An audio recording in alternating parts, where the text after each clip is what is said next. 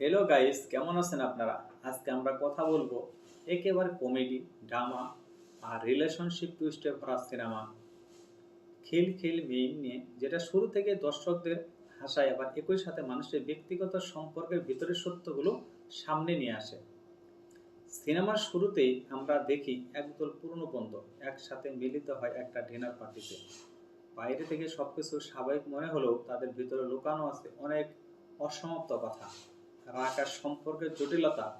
এই ডিনার পার্টিটায় ধীরে ধীরে পরিণত হয় এক অদ্ভুত গেমে,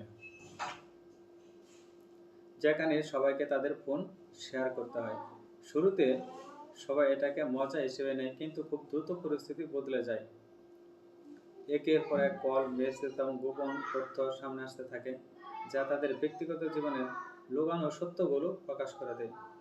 বন্ধুত্বের ভিতরে তৈরি হয় সন্দেহ, আর সম্পর্কগুলো ধীরে ধীরে ভেঙে পড়তে শুরু করে।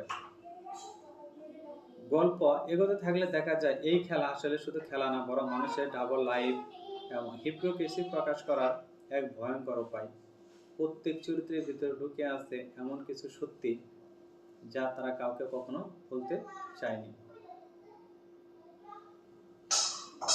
এই মুভির সবচেয়ে অদ্ভুত যে দৃশ্যগুলো, সেটা হচ্ছে যে সবচেয়ে অদ্ভুত বিষয়টি হলো যে সিনেমার বড় একটা অংশ লোকেশন শ্যুট করা হয়েছে। একটা লোকেশন শ্যুট করা আছে, তা আবার প্রায় রিয়েল টাইম সেটআপে, যাতে দর্শকরা সেই ডিনার পার্টির মধ্যে আটকে থাকার অনুভূতি পায়। এছাড়া ফোন কল এবং মেসেজগুলো প্রায় রিয়েল টাইমে স্ক্রিপ্ট অনুযায়ী ব্যবহার করা হয়েছে। অডিয়েন্স প্রশ্ন সবসময় একটাই, সত্যি কি আমাদের প্রত্যেকের জীবনে এমন গোপন কিছু আছে যা প্রকাশ পেলে সব সম্পর্ক ভেঙে যাবে? আর এই খেলা কি সত্যি বন্ধুত্বকে পরীক্ষা করে নাকি ধ্বংস করে দেয়? যদি আমি এই মুভির ব্যাকগ্রাউন্ড স্টোরি বলি, তাহলে এই সিনেমার ধারণা এসেছে একটা ইটালিয়ান সিনেমার ফরম্যাট থেকে, যেখানে ফোন সিক্রেটস গেম ব্যবহার করে মানুষ সম্পর্কে জটিলতা দেখানো হয়। সেই ধারণাকে ভারতীয় সামাজিক বাস্তবতার সাথে যুক্ত করা হয়েছে। গল্পের মাঝামাঝি বড় টুইস্ট আসে যখন বোঝা যায় এই গেম শুধু মজার জন্য করা হয়নি, বরং কিছু চরিত্রের ভেতরের সত্য ইচ্ছাকৃতভাবে বের করার জন্য পরিকল্পিত ছিল। এতে করে সম্পর্কগুলো আরো জটিল হয়ে যায়।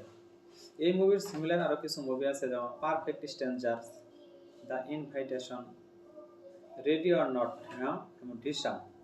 এর কিছু রিলেশনাল টুইস্ট, যেখানে সত্য ধীরে ধীরে প্রকাশ পায় এবং সবাই বদলে যায়। শেষের দিকে দেখা যায় যে সবাই নিজেদের ভুল, গোপন এবং সম্পর্কের ক্ষতি বুঝতে পারে, কিন্তু ততক্ষণ অনেক দেরি হয়ে গেছে। বন্ধুত্ব আর আগের মতো থাকে না, কিন্তু তারা এক ধরনের সত্যের মুখোমুখি হয়।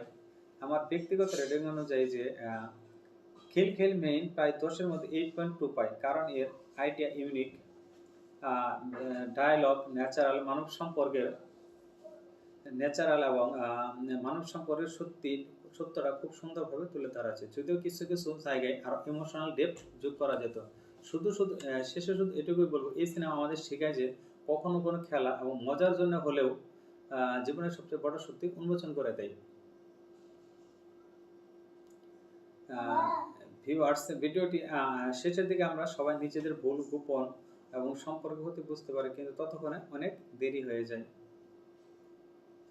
গল্পের মাঝামাঝি সবচেয়ে বড় টুইস্টটা আসে যে যখন বোঝা যায় এই গেম শুধু মজার জন্য না, মানে কিছু চরিত্রের ভেতরে সত্যি ইচ্ছাকৃত বের করার জন্য এই পরিকল্পনা করা ছিল। ঠিক আছে, এই মুভি আরও কিছু স্ট্যান্ডার, যেমন পারফেক্ট স্ট্যান্ডার, ইনভাইটেশন, এই মুভিগুলো আপনার ইচ্ছা করলে দেখতে পারেন। শেষের দিকে দেখা যায় সবাই নিজেদের ভুল সবাই বুঝতে পারে, কিন্তু ততক্ষণে অনেক দেরি হয়ে যায়। সিনেমার শুরুতে যে আমরা যেটা দেখছিলাম যে পুরনো বন্ধু একসাথে মিলে একটা ডিনার পার্টিতে, ঠিক আছে, বাইরে থেকে সবকিছু তাদের কিন্তু স্বাভাবিক মনে হলো, তাদের ভিতরে সবার ভিতরে আছে রাগ, একজন আরেকজনের প্রতি ক্ষোভ এবং রাগ নিয়ে সবাই সবার দিকে ছিল। সবাই এটাকে মজা হিসেবেই নেয়, কিন্তু খুব কিছুদিন পরে তাদের পরিস্থিতি বদলাতে শুরু করে। গল্পের মাঝখানে বড় টুইস্ট আসে যখন বোঝা যায় এই গেম শুধু মজার জন্য করা হয়নি, বরং কিছু চরিত্রের ভেতরে সত্য ইচ্ছাকৃতভাবে বের করার জন্য এই পরিকল্পনা করা হয়েছিল। তো ভিউয়ার্স, আপনারা যদি এরকম আরো মুভি আপনাদের দেখার ইচ্ছা থাকে সেক্ষেত্রে আপনারা রেডি অর নট এই মুভিটি দেখতে পারেন, কারণ এই মুভিটি প্রায় আপনার 90% এই মুভির সাথে, এই মুভির কাহিনীর সাথে সিমিলারিটি আছে। আমার ব্যক্তিগত রেটিং হচ্ছে যদি 8.2 পা, কিন্তু আইএমডিবিতে এই মুভির রেটিং হচ্ছে আপনার 8। ঠিক আছে, কারণ এর আইডিয়া, ইউনিক ডায়লগ, ন্যাচারাল এবং মানব সম্পর্কের সত্যিটা কতটা সুন্দরভাবে তুলে ধরা হয়েছে, যা কিছু কিছু জায়গায় আরো ইমোশনাল ডেপথ যোগ করা হয়েছে। তো ভিউয়ার্স, ভিডিওটি কেমন লাগলো তা কমেন্ট করে জানিয়ে দেবেন, এবং আপনি কোন জেলা থেকে বা কোন দেশ থেকে আমাদের এই ভিডিওটি দেখছেন তা ভিডিওর নিচে আপনার মূল্যবান কমেন্ট করে জানিয়ে দিবেন।